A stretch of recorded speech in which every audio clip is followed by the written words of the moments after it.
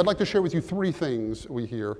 First of all is that when people ask questions of the internet, they're extremely systematic.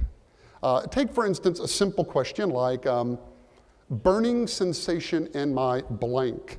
Well, it turns out almost every part of the body can have a burning sensation, and people search for it. The darker the color, the more often we actually see people with the burning sensation there. In a similar fashion, they have tingling sensations in virtually every part of the body, and almost every part of the body can go numb at one point or another. And so when you look at, when you are committed to systematically answering all of these questions, you end up with these big lists: burning sensation in my blank, burning sensation, burning sensation. And when people ask me about it, I simply say, well, that's the questions people are asking.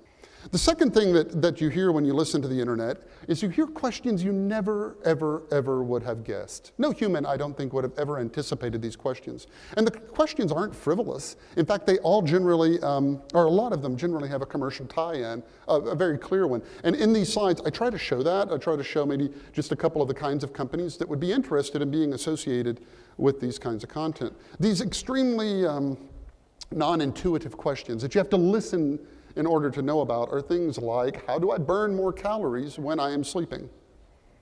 Or, homemade mouthwash for dogs. Or the surprisingly common, how to date a fireman.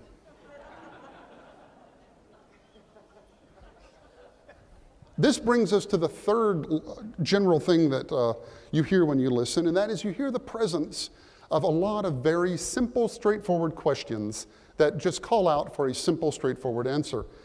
And when you hear these questions, it makes you think of quality differently. You know, that the best quality answer you can give to these kinds of questions is a short, concise, straightforward one. And that's the way you serve the user the very best. I think the really high engagement we get with our advertisements on these pages is a testament to the power of delivering a relevant ad to the relevant person, and here's the kicker, at the relevant time. If you think about it, anybody in this room is probably interested in 200 or 300 things, but there's only ever one thing that's top of mind, only one thing you're actually doing right now at this moment. And the person asking the question on the internet, now that's the single top of mind thing. So I believe that if one wants to reach this entire audience, a way to do it is to systematically go about simply answering the questions that they're asking, provide an ongoing benefit to them. And that as you do that, you, in their minds, earn the right to show them relevant advertising.